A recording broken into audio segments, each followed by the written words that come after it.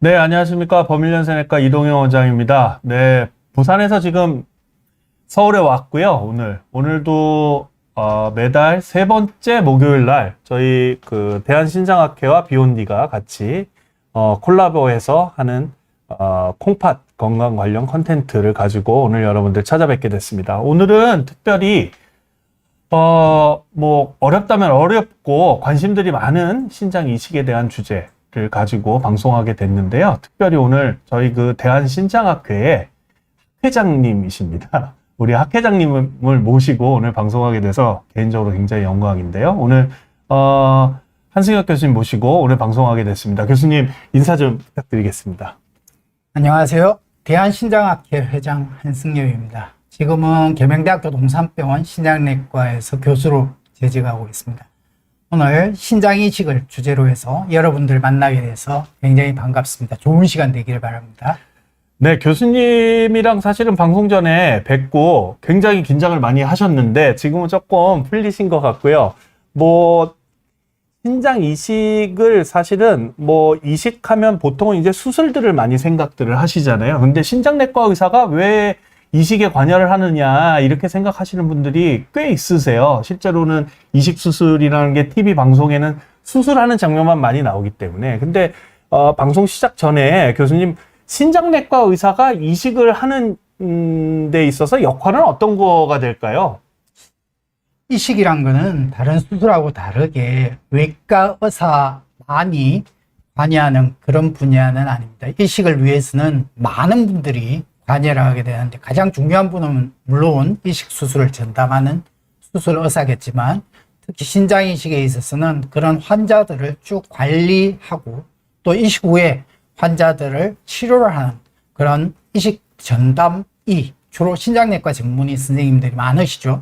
그런 분들 또 이식을 전담하는 마취의사 또 사회사과 또 전담 간호사 이렇게 많은 분들이 모여서 신장 이식을 진행하기 때문에 어떻게 보면 오케스트라 같은 그런 역할들을 하고 있고 거기서 아마 신장내과 의사 선생님들의 역할이 크다고 생각을 하고 있습니다. 네, 실제로 지금 계명대학에서도 많은 이식들을 하고 계실 거고 또 우리 대한신장학회에서는 우리 학 회장님을 맡고 계시면 또 이식학회에서도 일을 하고 계신 걸로 제가 알고 있고요. 그래서 오늘 굉장한 전문가 교수님을 모시고 오늘 신장 이식에 대한 얘기를 좀 해보도록 하겠습니다. 지금 벌써 많은 분들 들어오셔가지고 인사해 주시고 계시는데요. 일단은 오늘 교수님께서 준비해 오신 자료를 같이 보면서 좀 말씀 나눌 건데, 작년인가에 사실은 신장 이식 방송을 한번 했었어요. 제가 이제 카톨릭의대 정병화 교수님이랑 같이 한번 방송을 했었는데, 그때는 이제 혈액형이 달라도 이식할 수 있다는 조금 약간 협소한 주제를 가지고 했었는데, 오늘 교수님은 아마 신장 이식의 전반적인 부분에 대한 얘기들을 해 주실 거니까 중간중간에 궁금하신 내용들은 여러분들 실시간 채팅에 남겨주시면 제가 중간중간에 보고 필요하면 또 질의응답을 해드리고 또 끝나고 한 번에 또 몰아서 이렇게 질문 받도록 그렇게 하겠습니다. 네. 다시 말씀드리지만 이 방송은 요 앞에 있는 것처럼 내년에 있을 APCN이라고 해서 아시아태평양 신장학회를 홍보하는 목적을 위해서 오늘 특별히 여기 있는 KSN이 저희 대한신장학회 약자입니다. 네, 학회 회장님을 모시고 하는 방송입니다. 네, 아유, 너무 부담을 드렸나요? 네, 하여튼 요게 저희 목적이기 때문에 꼭 얘기를 해야 돼서 제가 회장님 말씀을 드렸습니다. 네, 회장님이 나오셔서 제가 잘 보여야 되기 때문에 지금 과하게 광고를 하고 있다는 점 다시 한번 말씀드리고 싶고요. 네, 이제 가지고 오신 슬라이드 좀 보면서 말씀 나누도록 하겠습니다. 슬라이드 좀 보여주시죠. 오늘 주제는 신장이식입니다. 그런데 앞에 서두에서 이야기 드렸듯이 신장이식이 꼭 이식, 수술에만 국한된 게 아니기 때문에 제가 이제 왜 이식을 해야 되는지, 신장이란 게 뭔지 앞부분에 말씀을 드릴 거고, 혹시 궁금한 게 있으면 어떤 이야기라도 질문을 주시면 제가 대답할 수 있는 만큼 대답하도록 하겠습니다.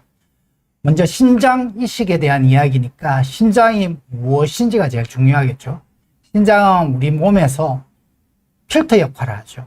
신동맥으로 들어온 혈액이 신정맥으로 빠져나가는 동안 소변이 만들어져서 요관을 통해서 소변으로 배출이 되게 됩니다. 그런데 어떻게 신장에서 이런 일이 있을까? 자세히 들여다보면 이 신장 안에는 수많은 필터들이 있죠.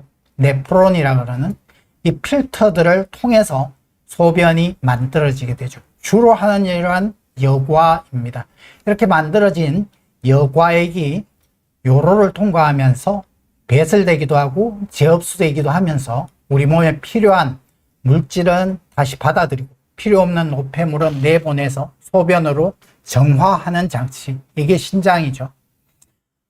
특히 이 신장은 이러한 노폐물을 제거한다든지 방금 그런 과정을 통해서 수분, 산염기 대사, 전해질 균형, 이런 몸에 꼭 필요한 환경을 깨끗하게 만드는 그러한 정화장치의 역할이 아주 강하지만 그 이외에도 혈압을 조절하고 뼈를 건강하게 하는 비타민을 합성하고 적혈구를 생성하는 등 우리가 알고 있는 필터로서의 역할 이외에도 아주 많은 역할들을 하고 있습니다. 이러한 필터들이 여러 가지 손상에 의해서 경화되어 버리면, 찌그러져 버리면 전체 콩팥도 찌그러지게 되고 이제 신장을 쓸 수 없게 되는 필터로서의 역할을 할 수 없는 상태가 되고, 이러한 상태를 만성 콩팥병 혹은 만성 신부전 이렇게 이야기를 합니다. 이러한 콩팥병은 갑자기 진행되는 게 아니고 차차 서서히 신장 기능이 나빠지는데 그걸 1단계에서 5단계까지 나누죠. 1단계는 우리가 콩팥에서 1분에 혈액을 90cc 이상 깨끗하게 할 수 있는 기능을 가진 상태, 2단계는 60, 3단계는 30, 4단계는 15, 그 이하가 되면 이제 5단계 만성 콩팥병 혹은 신부전이다, 이렇게 이야기를 하게 됩니다. 왜 그러면 90, 60, 30 이런 식으로 나누었을까? 그거는 만성 콩팥병의 진행 단계, 사구체 여과율이 감소하는 데 따라서 우리가 가질 수 있는 증상, 검출할 수 있는 검사들의 이상이 달라지기 때문이죠. 1단계 같으면 우리가 콩팥이 손상되는 여러 가지 원인에 의해서 단백뇨가 있다, 혈뇨가 있다, 초음파 검사상의 이상이 있다, 이런 것만 있지 실제로 신장 기능 자체는 나빠지지 않는 단계. 2단계로 넘어가면 신장 기능이 조금 더 약해지는 단계. 3단계가 되면 이 약해진 요독 콩팥으로 인해서 요독 물질이 증가하고 그로 인해서 검사상 이상들이 많이 나타나고 합병증이 생기기 시작하는 단계. 4단계가 되면 이러한 합병증으로 인해서 여러 가지 신체에 문제가 생기는 그런 단계고, 곧 5단계인 콩팥을 쓸 수 없는 단계 직전의 단계로 진행하기 때문에 저희들이 이러한 사후체 여과율을 기준으로 해서 콩팥병을 나누고 있습니다. 치료도 각 단계마다 이제 저희들이 대책이 달라지겠죠. 1단계 같으면 원인이 되는 혈당이나 혈압 같은 것들을 잘 조절해야 되는 단계가 될 것이고, 2단계부터는 이제 신장 기능이 점점 약해지니까 그렇게 신장 기능이 약해지는 것을 억제할 수 있는 그런 치료들이 필요할 것이며, 3단계가 되면 이제 합병증들이 서서히 나타나니까 나타난 합병증들을 확인하고 치료를 해나가는 단계가 됩니다. 4단계는 신장 기능이 너무 나빠져서 더 이상 건강할 수 없는 단계로 접어들기 시작하면서 합병증들을 확인하고 그러한 것들을 치료해 나가는 단계. 말 그대로 5단계는 이제 더 이상 콩팥을 사용하기가 힘들어서 내가 갖고 있는 콩팥 이외에 필터가 필요한 그런 단계로 접어들게 되죠. 이러한 5단계가 되면 저희들이 흔히 투석하게 되죠. 혈액투석도 있고 복막투석도 있습니다. 혈액투석이란 것은 우리 몸 안에 있는 혈액을 바깥쪽으로 빼내와서 체외에 있는 기계에 달려있는 필터, 인공적인 필터를 통해서 혈액을 깨끗하게 걸러서 다시 몸으로 넣어드리는 혈액투석이란 게 있고, 복막투석은 다행히 우리가 콩팥 이외에도 몸에 필터가 하나 더 있습니다. 그게 복막이라는 건데, 배 안에 있는 복막을 이용해서 투석액을 넣어서 투석액과 이 복막에 있는 혈관 사이에 노폐물을 제거하는 치료, 그렇게 해서 흔히 우리가 혈액투석, 혹은 복막투석 치료를 해야 된다 이렇게 알고 있죠. 근데 이 두 가지 방법 위에도 한 가지가 더 있는 게 이식입니다. 신장 이식은 1954년도에 처음으로 사람에서 성공을 하게 되죠. 이 이식을 성공한 업적으로 모레이란 분은 노벨상까지 받게 되는데요. 이 당시에 이전에도 많은 연구가 있었지만 계속적으로 실패하다가 1954년에 드디어 쌍둥이를 대상으로 해서 신장 이식을 처음 인체에서 성공하고 우리가 이제 이식을 할 수 있는 세대로 접어들게 됩니다. 그러니까 이식을 성공하고 이제 한 70년 정도 지났다고 보면 됩니다. 이 주시는 분, 콩팥을 받으시는 분한테 이식 수술을 하는데 원래 있던 콩팥이 찌그러지고 경화돼서 만성 콩팥병으로 못 쓰게 된 상태에서 새로운 신장이 들어올 때는 원래 있던 자리에 넣어드리지는 않습니다. 이거는 혈관을 연결하고 소변이 나가야 되는 요관을 연결하기가 가장 좋은 위치, 오른쪽 엉치뼈 앞쪽으로 콩팥을 넣어드리게 되는 거죠. 이렇게 해서 신장 이식 수술을 하게 됩니다. 우리가 이식 수술을 하신 분들 컴퓨터 사진을 찍을 일은 잘 없지만 다른 질병 때문에 찍었던 분들 사진을 하나 가지고 왔는데 이게 원래 콩팥인데 다 망구어져서 아주 작아지고 기능이 떨어져 있는 콩팥이고요. 여기 이제 새로 받은 콩팥이 오른쪽 엉치뼈 앞쪽으로 이렇게 들어와 있는 것을 알 수 있습니다. 교수님, 그러면 저게 저희가 이제 저도 방송 때 질문을 되게 많이 받는 부분 중에 하나인데 지금 CT에서 보면 저 위에 이제 아주 쪼그라든 콩팥이 있고 아래 이제 새로 심은 콩팥이 오른쪽에 보이는데 저 위에 있는 콩팥은 그러면 나중에 뭐 떼거나 그러지는 않은가요? 특별한 일이 없으면 원래 있던 콩팥을 제거하지는 않습니다. 제거하는 게 쉽지도 않고 수술하는데도 어려울 뿐만 아니고 저 자체가 다른 작용을 한다고도 알려져 있기 때문에 흔히 함부로 제거하지는 않고 꼭 필요한 경우에만 제거하죠. 우리 만성콩팥병 원인 중에 여러 가지 이유가 있지만 다낭성 신증이라는 분들이 있죠. 굉장히 콩팥이 커져서 새로운 콩팥이 들어갈 자리가 부족합니다. 혹은 계속적으로 원래 콩팥에 염증이 자주 생기는 분들, 이런 분들의 경우에만 선택적으로 제거를 하는 걸로 되어 있습니다. 두 번째 이식을 받으시는 분들도 있는데 그런 경우에도 처음 이식했던 콩팥을 굳이 제거하지는 않습니다. 네. 특별한 이유가 없으면 그 다음 콩팥은 반대쪽 왼쪽으로 해서 콩팥을 넣어드리게 됩니다. 그러면 그런 경우에는 실제적으로 CT를 찍으면 콩팥이 4개가 보이는 거네요. 그렇죠? 그럼요. 제가 사실은 제 영상 중에서도 그런 얘기가 있는데 사실은 3번까지 생체 이식을 받으시는 분들이 많지는 않은데 제가 트레이닝 받았던 세브란스 병원에도 한 20여 케이스가 있었다고 제가 봤고요. 맞습니다. 교수님도 아마 경험이 있으실 것 같은데 그런 분들 같은 경우에 그러면 5개가 있는 셈이 되는 건가요? 교수님? 그렇죠. 아. 제 환자 중에도 5개의 콩팥을 가지신 분이 있는데 계명대학교 동산병원은 82년도에 이제 이식을 시작하고 40년 정도. 예. 세브란스는 더 오래되셨고요. 이렇게 오래된 병원들 보면 이식을 3번까지 받는 분이 있죠. 저희 병원에 한 6분 정도 계시고 그 중에 여의치 못해서 떼신 분도 있지만 그대로 5개를 가지고 있는 분도 계십니다. 네네.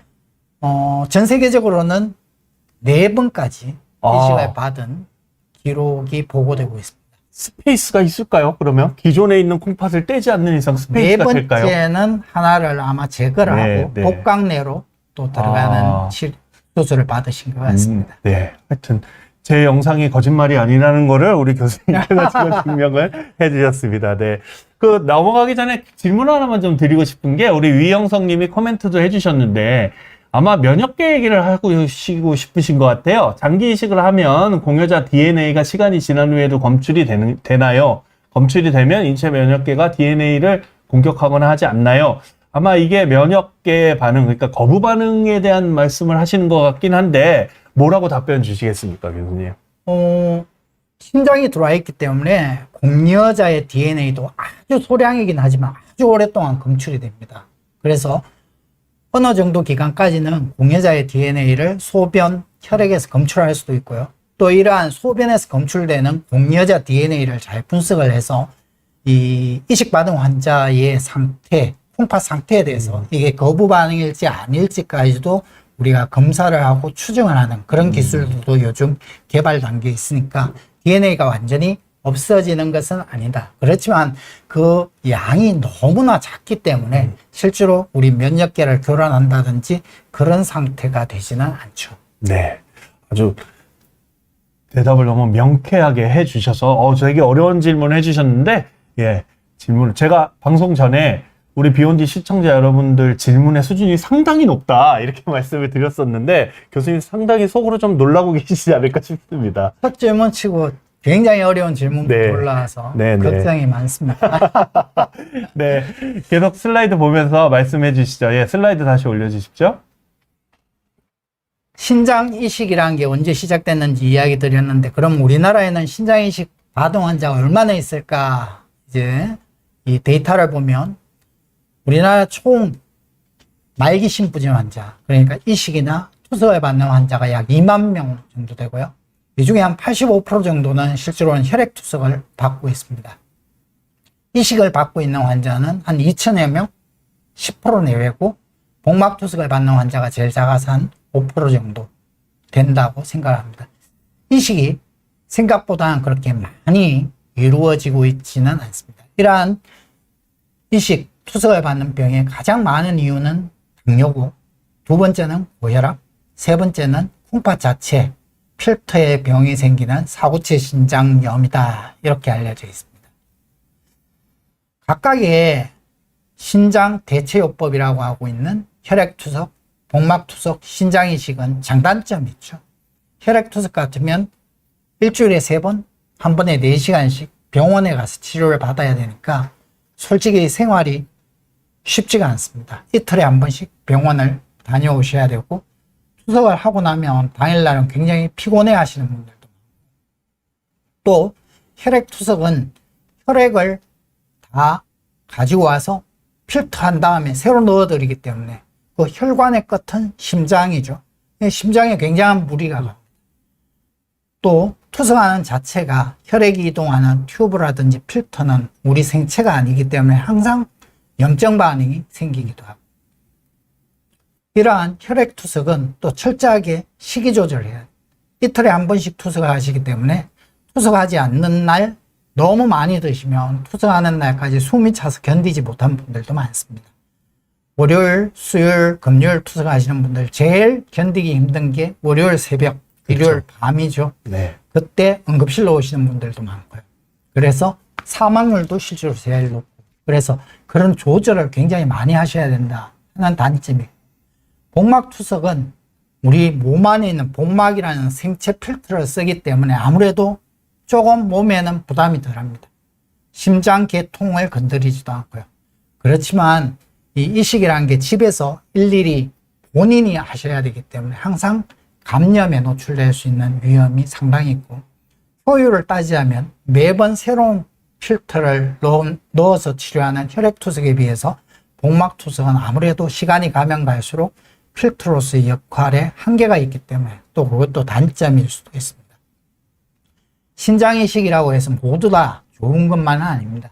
일단은 이식 수술을 받아야 되고 이식하고 나면 면역억제제라는 약을 드셔야 되는 그러한 단점이 있습니다만 혈액투석에 비해서는 식이조절이라든지 본인의 생활 이런 데 굉장히 자유롭고 복막투석에 비해서는 감염의 위험이라든지 이러한 대사질환에 대한 위험이 낮기 때문에 상대적으로 신장이식이 더 좋을 거다라고 예상을 할 수는 있습니다. 실제로 과거에는 신장이식을 받더라도 이식 신장의 생존율이 굉장히 낮았습니다. 1년 생존율이 94%, 10년 생존율은 절반 정도밖에 안 됐던 때가 있죠.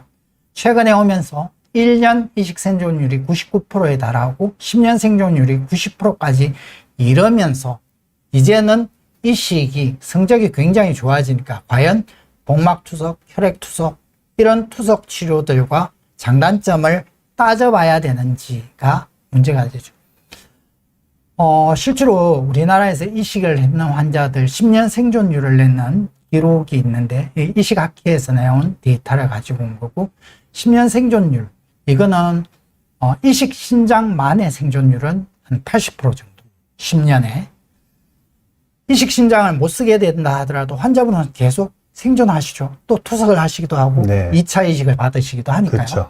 그래서 환자의 생존율은 90%에 달합니다. 10년 이후에도. 실제로 오장육부 중에 장기가 없으면 생존할 수 있을까? 심장, 폐, 간, 어떠한 장기도 그 장기가 다 부서져 버리면 생존할 수는 없는데, 콩팥에 대해서는 투석이라는 치료가 있기 때문에 이제 비교가 가능한 거죠. 과연 그러면 신장 이식을 받은 이게 얼마나 좋은 효과를 보이는가 하는 걸 비교해 보려면 투석 환자들의 생존율과 비교를 해보면 되겠죠.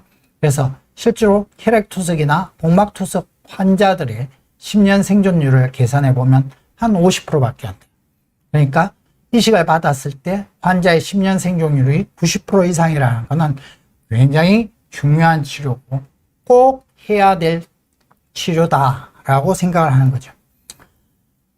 실제로 이식을 받았다고 해서 처음부터 오래 잘 사는 것은 아닙니다. 이식을 받고 한 3개월까지는, 이식 후에 106일, 한 석 달까지는 가만히 투석하는 것보다는 조금 더 위험할 수 있죠. 아무래도 이식 수술이라는 게 큰 수술이니까. 그렇죠. 또 이식 수술하고 나면 갑자기 심혈관 질환이 생기거나 뇌혈관 질환이 생기기도 해서 석 달까지는 위험한 기간이 있습니다. 그 석 달이 지나면 그때부터 이제 좀 더 위험성이 감소를 해서 평균 사망률을 68% 정도 낮춘다고 되어 있고, 그렇게 해서 생존율이 향상이 된다는 데이터가 나와 있습니다. 그러니까 원칙적으로 보면 사실은 말기 신부전증, 그러니까 5단계에 접어들면 투석 안 하고 이식받는 게 가장 좋은 거죠. 이상적인 그렇죠. 거죠. 가장 그렇죠? 이상적인 네. 거죠.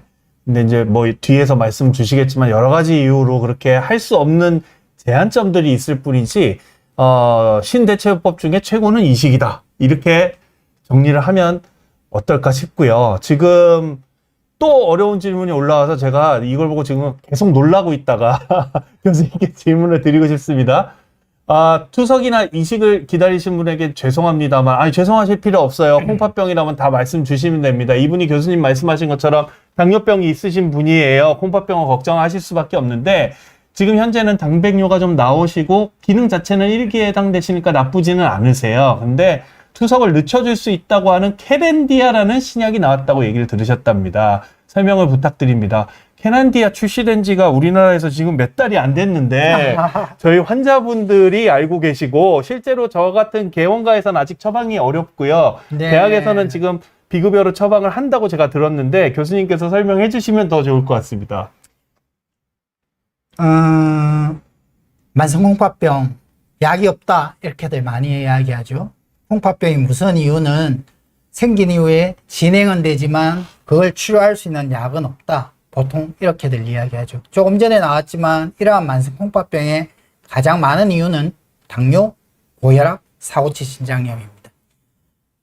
거꾸로 이야기하면 당뇨를 잘 치료를 하면, 혈압을 잘 조절을 하면, 사고치 신장염을 잘 치료를 하면 만성콩팥병이 생기는 것을 줄이고 감소시키고 진행을 억제를 할 수 있는 거죠. 그렇지만 일정한 수준 이상으로 신장 기능이 나빠지면 그때부터는 특별한 치료약이 없다는 것도 사실 맞는 이야기일 수 있습니다. 그래서 신장내과 의사들은 콩팥병 약, 신장약, 과연 그걸 뭐로 이야기를 해야 될까? 사실 어떤 경우에는 좀 곤란하기도.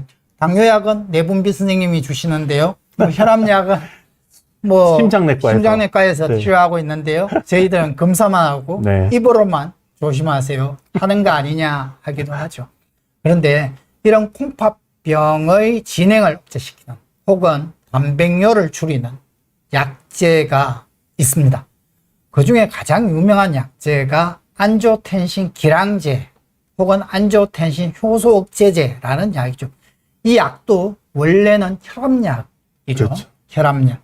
90년도 초반을 지나면서 이런 혈압약들에 대한 연구들의 패턴이 많이 바뀝니다. 과거에는 혈압을 얼마나 낮추느냐 여기에 주안점이 있었다면 이때부터는 이러한 혈압약을 투여를 했을 때 심장 질환이 얼마나 적게 생기느냐, 혹은 이러한 혈관으로 인해서 나빠질 수 있는 콩팥, 단백뇨가 얼마나 줄거나 콩팥 기능이 얼마나 잘 보호되느냐, 이런 연구들에 관심이 많아졌고, 그렇게 되면서 저희들이 혈압약 중에서도 안지오텐신 기량제나 효소 억제제의 계통이 그러한 역할을 잘 해낼 수 있다. 이거는 혈압약이지만 콩팥약이다. 이렇게 해서 90년대를 지나면서 아주 많은 의사 선생님들이 신장병 환자, 특히 단백뇨를 가지고 있는 환자, 단백뇨가 있는 이 당뇨 환자들한테서 꼭 이 약을 투여하는 그런 진료들을 해왔죠. 그리고 한 10년, 20년이 지나도록 다시 콩팥약이 별로 대두되지 않았습니다. 그러던 와중에 2020년도경 무렵부터 또 한 가지 약이 굉장한 센세이션을 일으키고 있죠. 그 약 중에 하나가 당뇨약이었습니다. SGLT2 억제제라는 당뇨약이었습니다. 미국에서는 당뇨약을 개발해서 출시를 하려고 보니까 이게 혈당을 조절하기는 하지만 이러한 당뇨약을 먹은 환자들이 심장병 발생이 증가한다는 보고들을 받게 됩니다. 그래서 당뇨약을 출시하기 전에 반드시 많은 환자들을 대상으로 이 당뇨약이 안전한지를 임상 연구를 하라. 그 임상 연구의 데이터를 기반으로 해서 허가를 주겠다. 이렇게 FDA의 승인 조치를 바꾸게 되죠. 그래서 당뇨약들이 출시되기 이전에 많은 환자들을 대상으로 임상 연구들이 되는데, 웬일인지 이렇게 새로 개발되는 당뇨약이 이 환자들의 심장 질환, 또 콩팥 질환, 단백뇨를 줄인다는 보고들이 생기게 됩니다. 그래서 최근에는 이러한 당뇨약으로 출시됐던 SGLT2 억제제라는 약이 당뇨약일 뿐만 아니고 심부전, 또 콩팥, 만성 콩팥병의 치료제로 허가를 받게 됩니다. 그래서 국내에서도 많은 환자들이 최근에 이러한 약들을 쓰고 있죠. 세 번째 약이 지금 언급해 주신 케렌디아입니다. 케렌디아 약이라고 원래는 심장부전증 환자들의 치료제로 맞습니다. 개발된 네. 약이죠. 이러한 약들을 써보니까 이 심부전 환자의 신장 기능이 나빠지는 것을 억제시킬 수 있다. 이러한 효과들이 발표되면서 신장 약으로서의 충분한 효과를 인정받게 되고 승인을 받게 됩니다. 그렇지만 아쉽게 아직 국내에는 허가는 되었지만 이걸 편하게 쓸 수 있는 환경은 맞습니다. 아직 안 돼서 조금만 기다리시면 좀 더 편하게 쓸 수 있는 시절이 오지 않을까 생각은 되는데요. 질문해 주신 환자분은 단백뇨가 조금이란 양은 모르겠지만 아직 신장 기능이 잘 보존되어 있으시니까 순서대로 저단백 식사하세요. 그 다음 필요하면 혈압 잘 조절하시고, 가능하면 안지오텐신 기량제 같은 것들을 주치의 선생님하고 잘 상의해서 쓰시고, 그 다음 단계 치료로 차차 해가신다면 만성 콩팥병 진행을 조금이라도 더 늦출 수 있지 않을까 생각이 됩니다. 네. 수준이 높죠, 교수님? 아주 어려운 질문들을 골라놓으신 것 같은데. 네.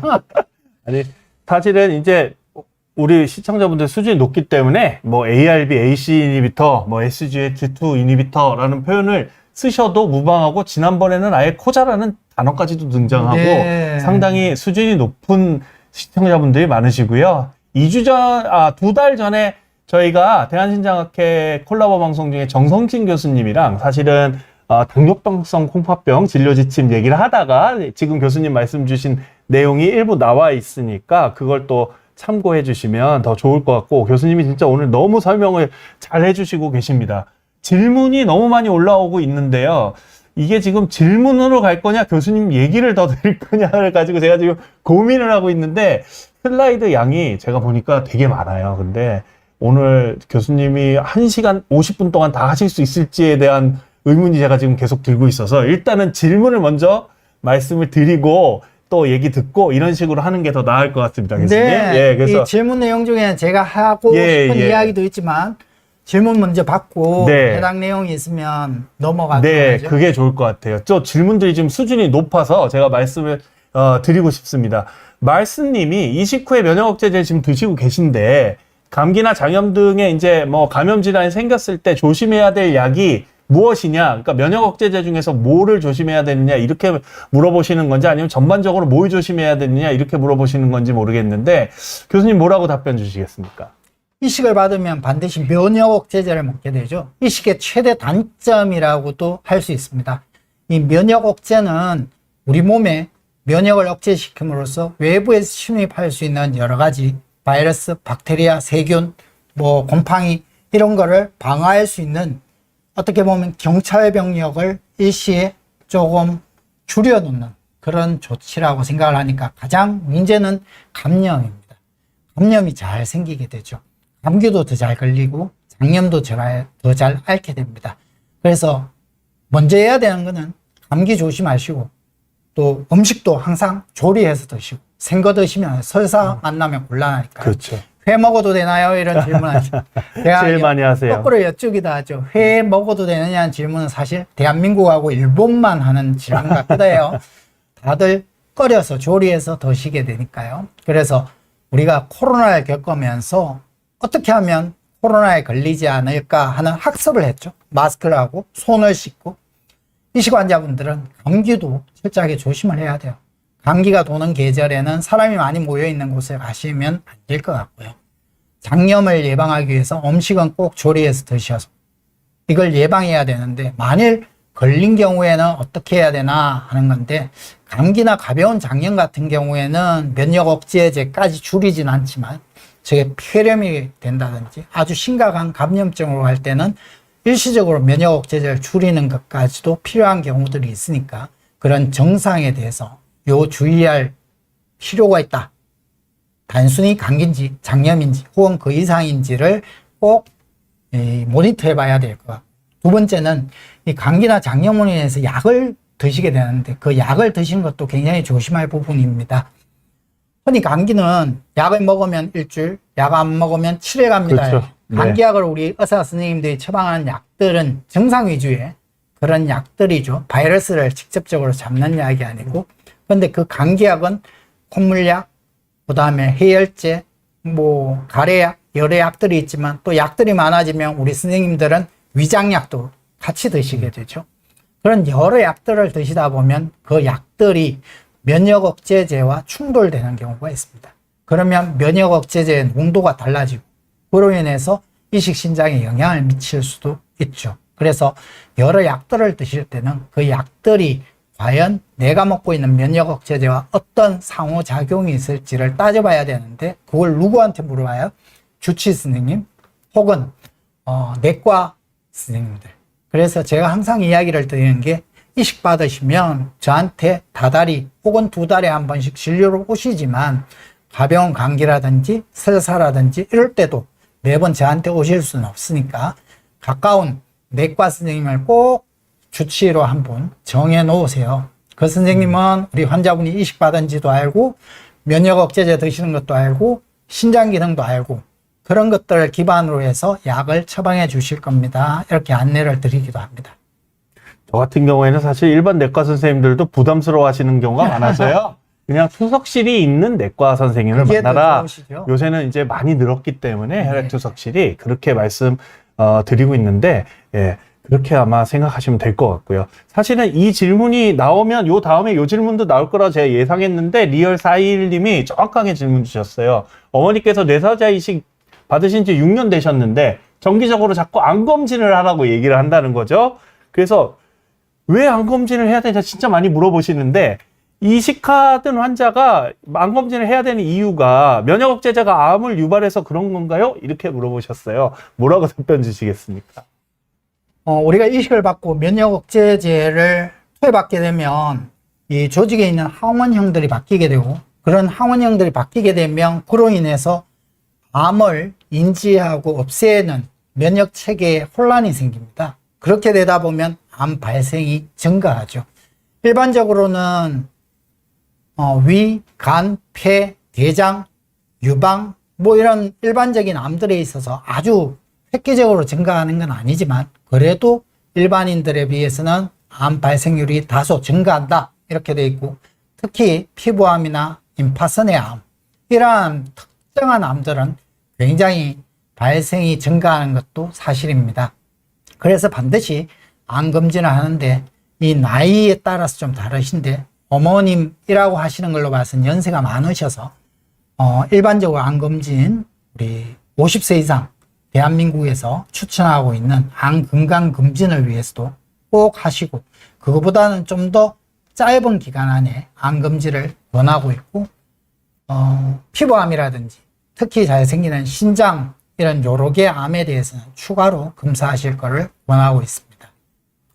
네, 질문이 막 빗발치고 있어가지고요. 빨리빨리 한번 해보겠습니다. 일단, 예, 저 질문도 진짜 많이 나와요. 이식 비용은 얼마나 하나요? 이식 후에 치료 어떻게 하나요? 이렇게 물어보셨는데, 대학병원에서는 얼마나 할까요, 교수님?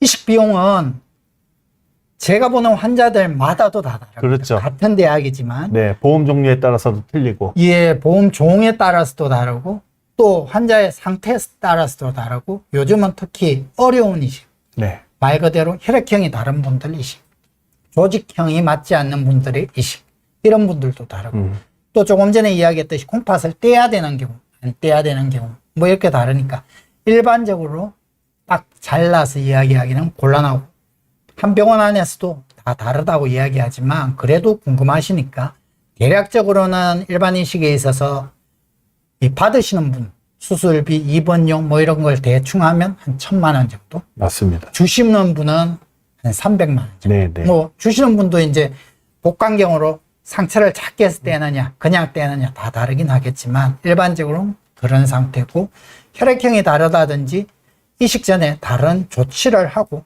예, 탈감작 그러죠.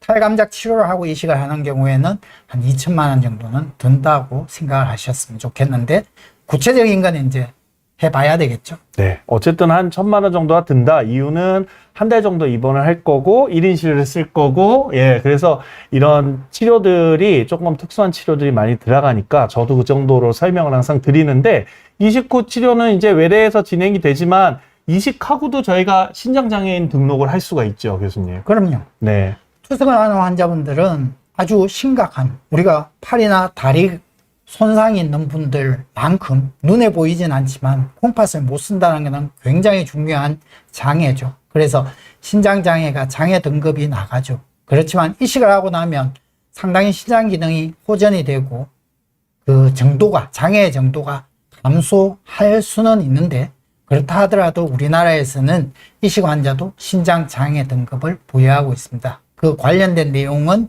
코디네이터와 상의하시고 동사무소에 요청을 하시면 받으실 수 있으리라고 생각합니다. 아마 국가에서 이제 경제적인 어떤 혜택과 지원들이 좀 있으니까 이식 후에도 그런 것들이 계속 있을 수 있다는 거를 좀 말씀드리고 싶고요.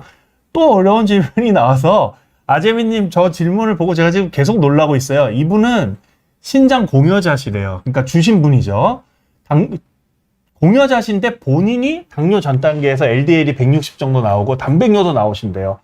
아이고, 야, 진짜 좋은 일을 하셨는데 나이도 되게 젊으세요. 30대 초반인데 나중에 투석하면 어쩌죠? 이렇게 질문을 주셨는데, 사실 주시는 분 입장에서는 내가 콩팥 하나를 가지고 건강하게 살 수 있느냐에 대한 걱정이 진짜 많고 질문들이 진짜 많은데, 저분 케이스도 케이스지만 일반적으로 공여자가 줬을 때 건강하게 자기 수명대로 살 수 있는 확률은 어느 정도 될까요? 교수님 먼저.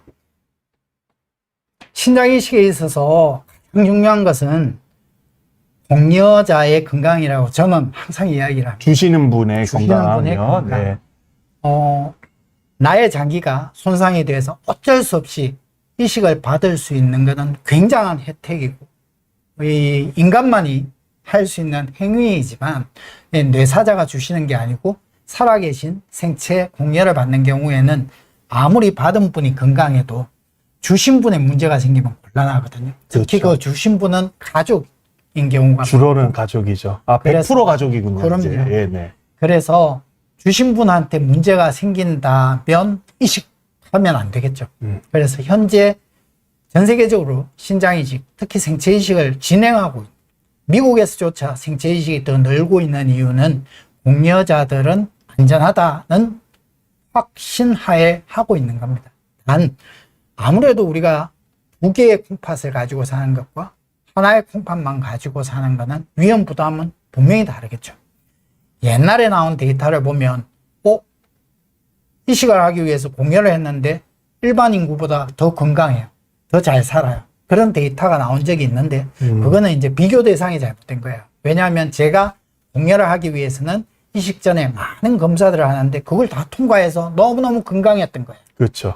그분하고 일반 인구하고 비교하면 비교 대상이 잘못된 거라서 그 이후에 나온 연구를 보면 이식 공여를 하려고 마음을 다 먹었는데 못했던 분, 실제로 이식 공여를 했던 분, 이분들은 어떻게 보면 모두 다 건강하고 조건이 같다고 봤을 때 두 환자군을 비교를 해보니까 나중에 공여를 실제로 했던 분들한테서는 두 가지 문제가 생긴다 하는 걸 알 수 있어요. 하나는 혈압이 올라가더라.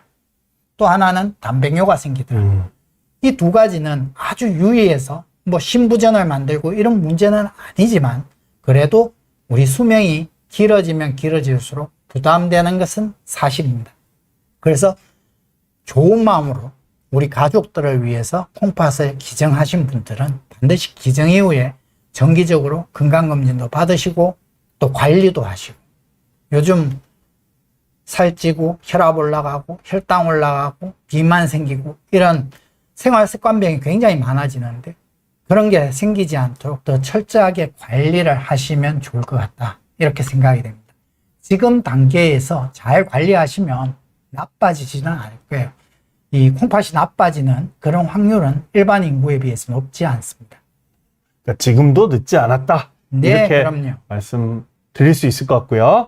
자, 이상재님 질문은 제가 답변을 앞에 있는 영상으로 대신 해드리고 싶습니다. 이식 받은 신장의 사용기간, 유통기간, 생존율은 지금 요 영상을 한 20분 정도 앞으로 땡겨보시면 교수님이 이식 시인의 서바이벌에 대해서 말씀해 주신 게 있기 때문에 그 얘기를 보시면 될 것 같습니다. 와, 이게 슬라이드로 넘어가고 싶은데요, 교수님. 시간은 8분이 남았고, 제가 지금 보니까 교수님께서 가지고 오신 슬라이드를 제가 다 봤었는데, 대부분의 내용들이 지금 질문 안에 있어서 제가 그냥 질문을 더 받고, 이렇게 또 실시간으로 시청자분들 만나시기 쉽지 않을 것 같아서 제가 그냥 질문을 더 드리는 걸로 그렇게 하겠습니다. 심지어는 한 분이 교수님께서 너무 자세하게 설명을 해주셔서 지금 너무 좋다. 사실은 외래에서 이렇게 설명 못 하시죠? 그럼요. 예, 시간이. 죄송합니다. 예, 그래서 아마 오늘 하시고 싶으신 말씀이 너무 많으실 것 같은데 질문을 통해서 충분히 하시면 좋을 것 같습니다. 지금 박은영 님이 이런 질문을 주셨어요. 저거부터 좀 짚고 넘어갔으면 좋겠는데, 정신과약, 그러니까 뭐 수면제도 좋고 우울증약도 좋고, 요새 사실은 우울증약, 수면제 드시는 분들 굉장히 많은데, 이런 분들은 신장 이식하면 안 되나요? 그러니까 나 정신과약 먹고 있는 걸 굉장히 숨기시는 분들이 많은데, 이런 분들 이식 받으면 안 되나요? 이렇게 물어보시는 분들 왕왕 있어요. 어떻게 답변 주시겠습니까? 저희들이 말기 콩팥병이라고 해서 모두 다 이식받을 수 있으면 참 좋겠지만 아닌 경우도 있죠. 아닌 경우 중에 몇 가지 경우가 있는데 정신과적인 질환이 있는 경우입니다. 그런데 예를 들면 감염이 있거나 암이 있어도 당장 이식은 받을 수는 없어요. 감염을 치료를 하고 이식을 완전히 치료를 하고 그 이후에 이식을 생각하게 되거든요.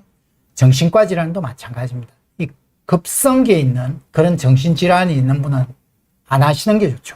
왜냐하면 이식하고 나서 정상적으로 면역 억제제를 복용해야 되는데 이게 쉽지 않으면 곤란할 수가 있으니까 충분히 안정된 이후에는 가능합니다. 단 드시고 있는 약이 면역 억제제와 어떤 상호작용을 하는지는 계속적으로 우리 정신과 선생님과 이식 담당 선생님들이 상호 교류를 통해서 약을 조절해야 될 것 같기도 합니다.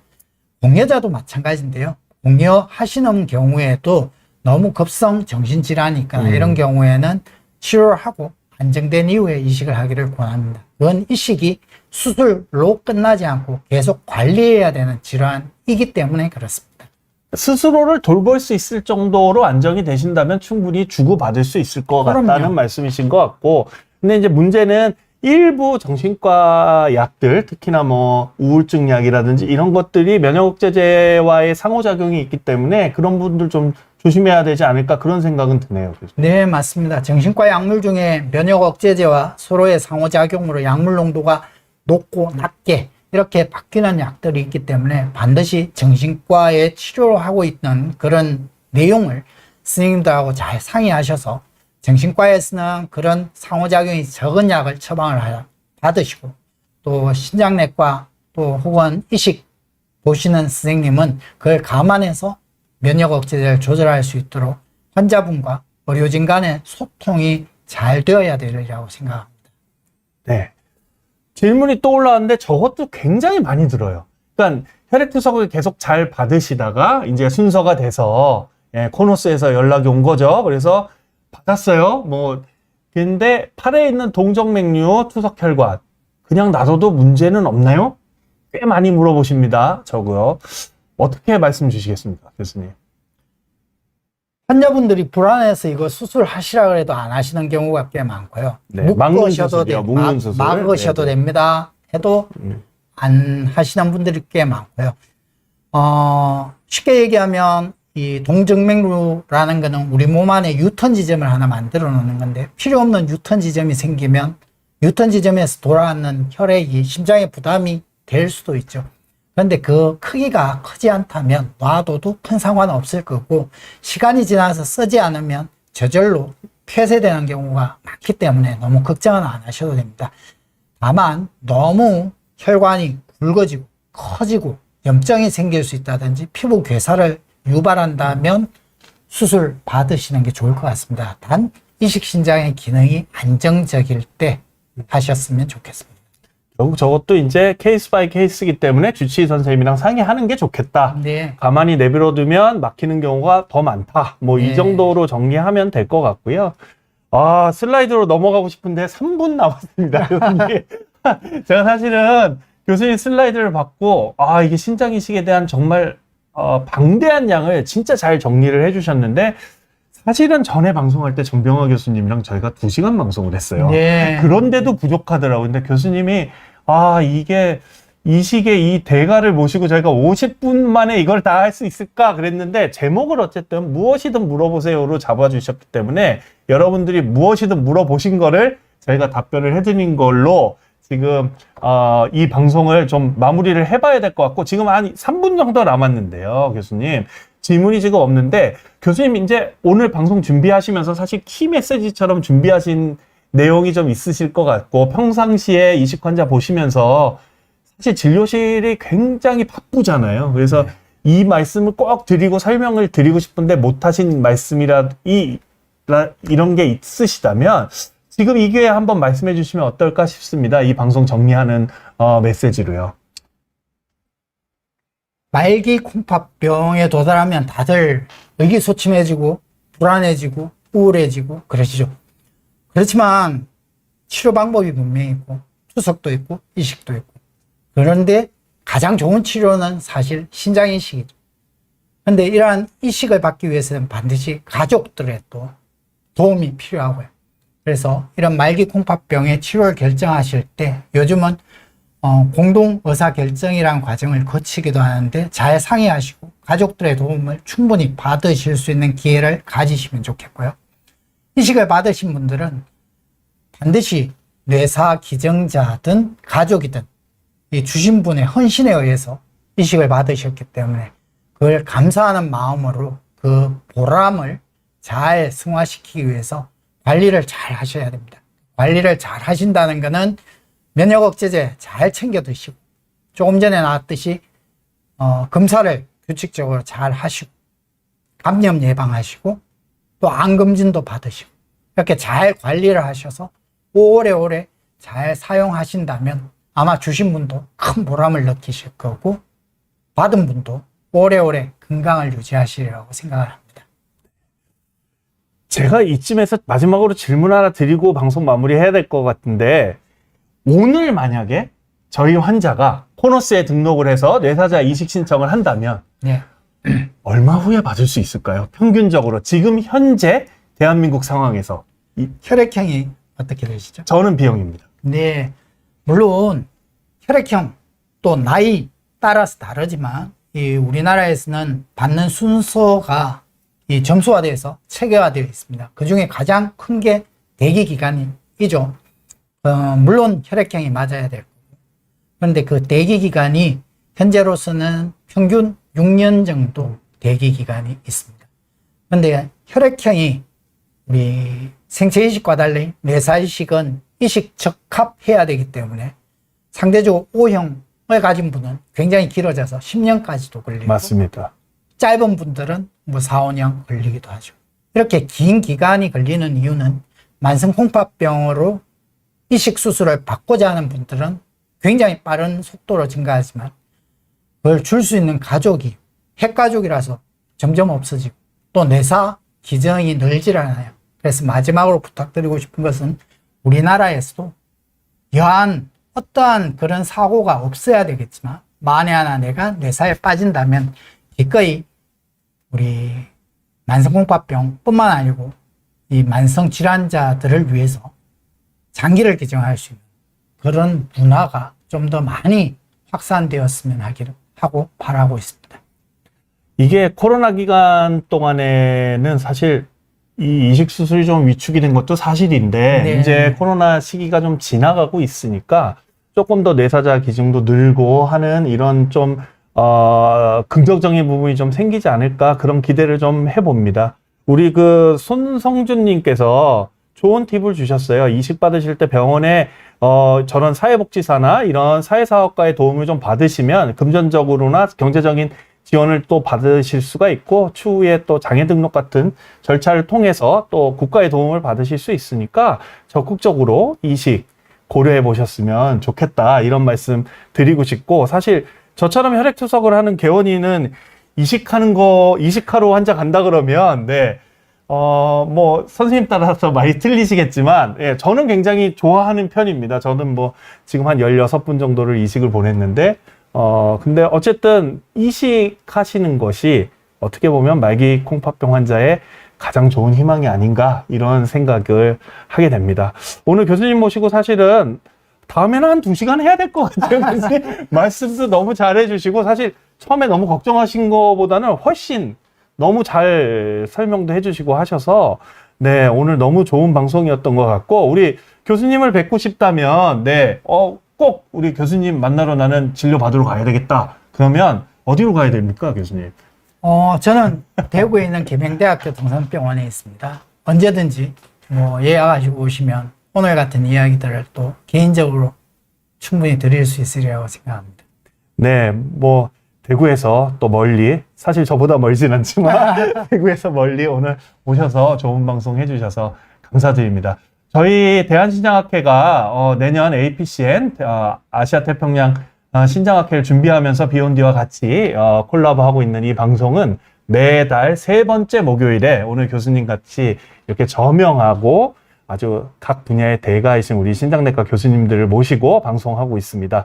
다음 달에도 3번째 주 목요일에 여러분들 찾아뵙도록 하고요. 오늘 특별히 우리 학 회장님 모시고 방송해서 아주 좋은 방송이었던 것 같습니다. 여러분 오늘 방송 여기까지입니다. 건강하시고요. 다음 방송 때 다시 찾아뵙겠습니다. 감사합니다. 감사합니다.